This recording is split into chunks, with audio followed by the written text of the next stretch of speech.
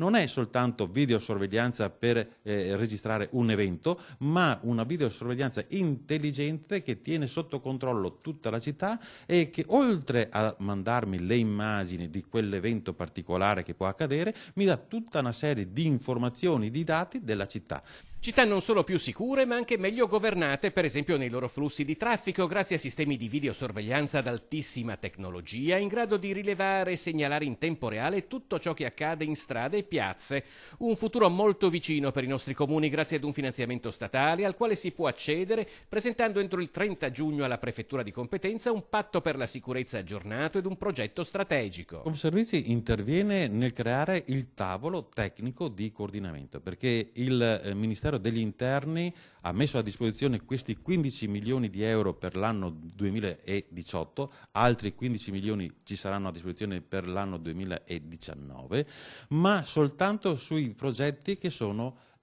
che integrano le forze di polizia. Quindi un tavolo in cui ci sono i carabinieri, c'è la polizia di Stato, la polizia municipale, i vigili del fuoco, tutte quante le forze di primo intervento, di primo soccorso